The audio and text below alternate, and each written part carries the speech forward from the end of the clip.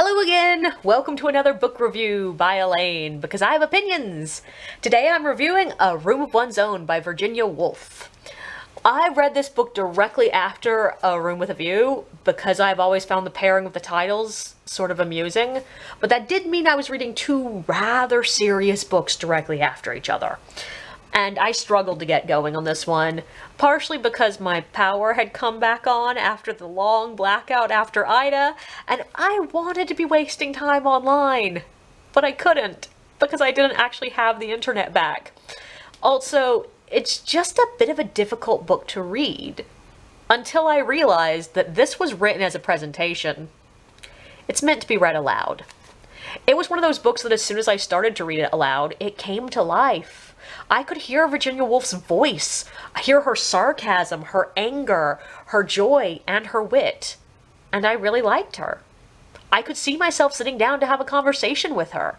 Part of the reason it took me a good while to read this book was I kept setting it down for a moment to argue or add my own points to hers, as if I expected her to respond.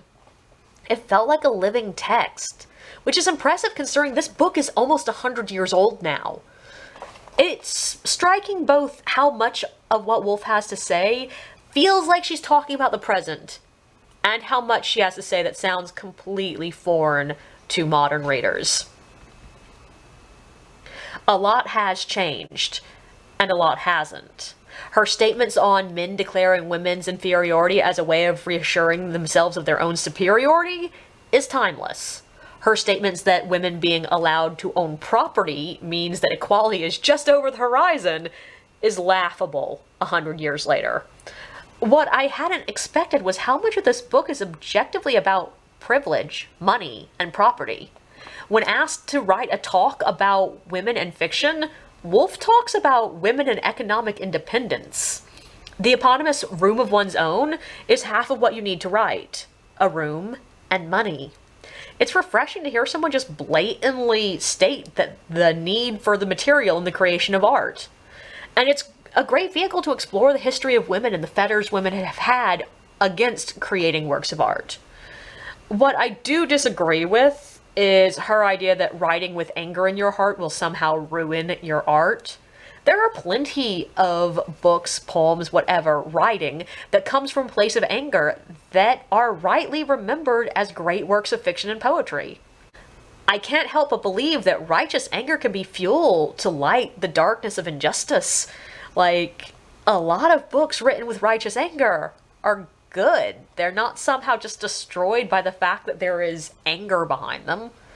Also, as someone who grew up in the age of girl power, women can do anything a man can, third wave feminism, I balked at the idea that there is an inherently female way of writing a sentence.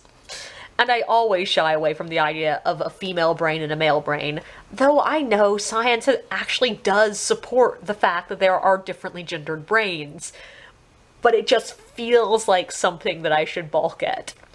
There's also a moment when Woolf, assumingly unknowingly, states that the world will be a better place when society acknowledges more than two genders, and that as soon as other genders are identified, men will step up to try to prove their superiority to them.